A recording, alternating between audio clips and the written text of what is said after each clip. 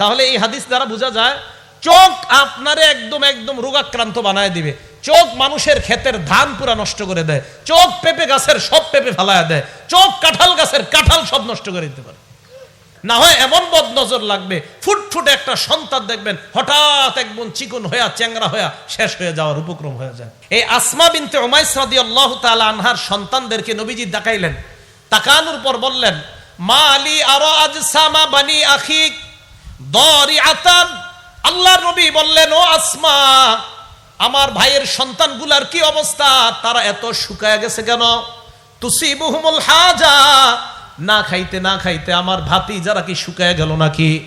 হযরত জাফর হলো আমাদের নবীজির চাচাতো ভাই, সেই হিসাবে নবীজি বললেন, আসমা, আমার এই চাচাতো ভাইয়ের ছেলেগুলার এই অবস্থা কা, তারা কি না খাইতে না খাইতে শুকায় গেছে নাকি? এমন অবস্থা কা? দেখেন, মন দিয়ে শোনেন। নবীজি বললেন, এদের শরীর বাড়ে না কেন, এমন চিকনা কেন, শুকায় গেছে কেন? হযরতে আসমা জবাব দিলেন, লা ইয়া রাসূলুল্লাহ, খাদ্যের কোনো অভাব নাই। ওয়ালাকিনিল আইন তুসরিউ ইলাইহিম ইয়া রাসূলুল্লাহ, কিন্তু হুজুর আমার সন্তানগুলোর উপর মানুষের বদনজর লাগে। কি লাগে? হুজুর মানুষ খুব দ্রুত আমার সন্তানগুলোকে বদনজর দেয়। আল্লাহর নবী কয়, ইরকিহিম, তাদেরকে ঝাড়ফুঁক করবা।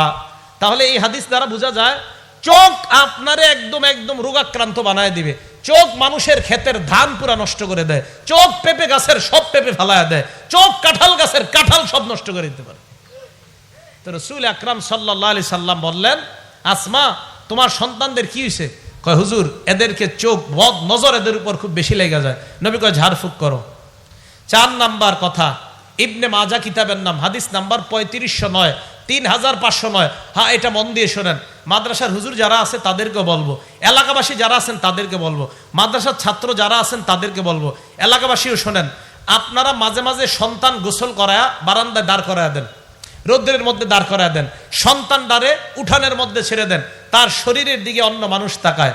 এরা ভালো করে শোনেন, সন্তানের শরীর যারা অন্যের সামনে খোলা রাখেন, অথবা আপনারা বয়স্ক যারা, আমরা বয়স্ক যারা, আমরাও যারা পুকুরের মধ্যে সবার সামনে গোসল করি, খুব সতর্ক হয়ে গোসল করা দরকার, শরীরে গামছা রাখা দরকার। কেন দরকার? হাদিসটা শোনেন। ইবনে মাজা 3509 নাম্বার হাদিস। নবীজি সাল্লাল্লাহু আলাইহি সাল্লামের জামানায় এক আশ্চর্য ঘটনা ঘটছে। কি ঘটছে? আমির ইবনে রবিআ, বলেন তো নামটা কি? আরেকটা নাম মনে রাখবেন, সাহাল ইবনে হুনাইফ। কি নাম? সাহাল ইবনে হুনাইফ। তো এই সাহাল ইবনে হুনাইফ গোসল করতেছে।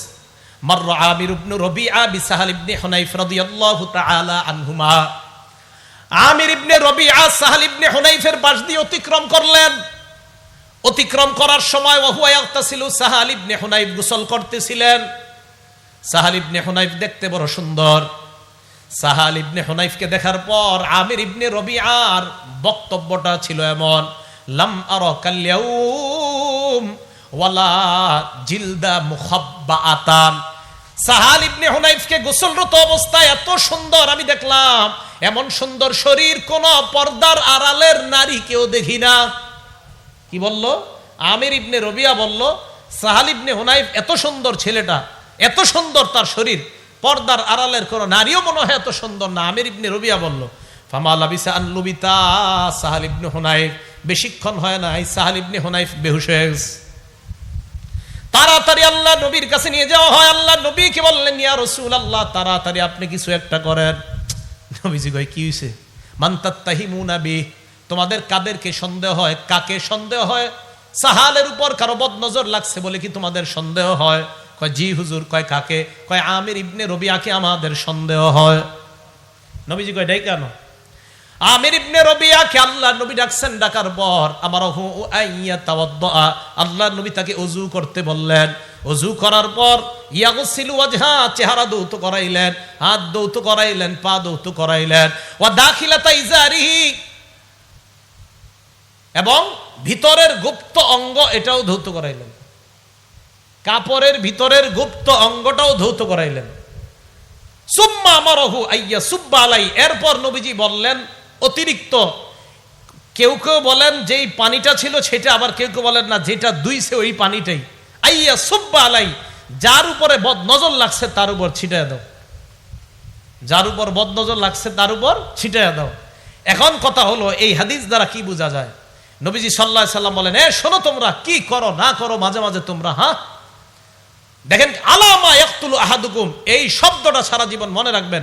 তোমরা কিসের কারণে আলামা ইয়াকতুলু আহাদুকুম আখাহু, তোমরা কেন একজন তার ভাইকে হত্যা করো? সাহাবারা কয়, হুজুর হত্যা মানে? এই হিংসুক চোখ, কিছু চোখ আছে এমন যে চোখ তার ভাইকে হত্যা করে দেয়, যে চোখ বদনজর পড়ার কারণে এমন অবস্থা হয় যে তার ভাইকে শেষ করে দেয়। তাহলে আল্লাহর নবী কারো বদনজর পড়াটাকে হত্যার সাথে শামিল করছে।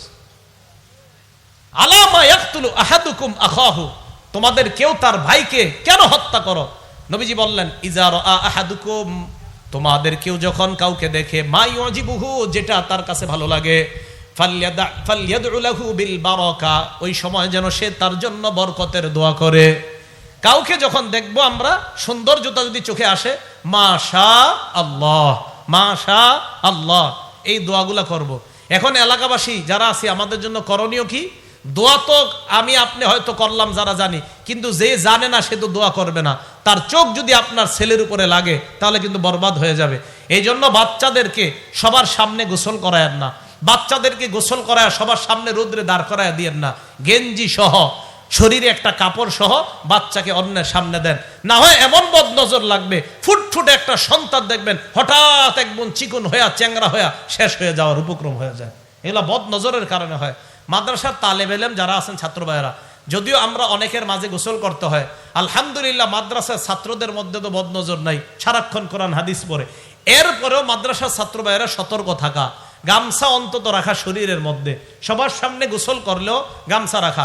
ভাই সবার সামনে গোসল না করা যদিও আমাদের করতে হয় ছাত্রদের, আমরা একটা গামছা অন্তত শরীরে রাখা, অর্থাৎ বেশি সময় যেন আমার শরীরটা অন্য ছাত্র ভাই না দেখে, অথবা উস্তাদ না দেখে, অথবা অন্য কেউ না দেখে, এই বিষয়টার প্রতি খেয়াল রাখা। মনে থাকবে তো সবার কথাগুলো ইনশাআল্লাহ? তাহলে বদ নজর থেকে বাঁচা, এটা খুব জরুরি বিষয়। 5 নাম্বার কথা, আম্মা জান আয়েশা সিদ্দিকা রাদিয়াল্লাহু তাআলা আনহার বর্ণনা, তিনি বলেন, কানা রাসূলুল্লাহ সাল্লাল্লাহু আলাইহি ওয়াসাল্লাম ইয়ামুরুনা আন নাস্তারকিয়া। মুসলিম শরীফের বর্ণনা 5615 নম্বর হাদিসে আম্মা জান আয়েশা সিদ্দিকা রাদিয়াল্লাহু তাআলা আনহা বলেন, আল্লাহ নবী আমাদেরকে বলছে, বদ নজর থেকে বাঁচার জন্য, হিংসুক চোখ থেকে বাঁচার জন্য আমরা নিজেদেরকে যেন ঝাড়ফুঁক করে নেই। সকালবেলা 3 বার কুল হু আল্লাহ, 3 বার কুল আউযু বিরাব্বিল ফালাক, 3 বার কুল আউযু বিরাব্বিন নাস। মাগরিবের পরে 3 বার কুল হু আল্লাহ, 3 বার কুল আউযু বিরাব্বিল ফালাক, 3 বার কুল আউযু বিরাব্বিন নাস পরে শরীরের মধ্যে ফু দেওয়া। মনে থাকবে তো কথাগুলো ইনশাআল্লাহ? তাহলে এবার আসেন মূল কথায়। কি আলোচনা দূরছিলাম? মজারু জহিরুল ইসমি ওয়া বাতিরা। কিছু গুনাহ আছে আভ্যন্তরীণ, কিছু বাহ্যিক গুনাহ। আভ্যন্তরীণ গুনাহ এর মধ্যে একটা বললাম হিংসা নামক অপরাধ। এই অপরাধটা থেকে বেঁচে যেন আমরা আমাদের দিলটাকে সাফ করে আমরা কবরে যাইতে পারি, আল্লাহ তৌফিক দান করেন। বাহ্যিক গুনাহ আর আভ্যন্তরীণ গুনাহ থেকে আমরা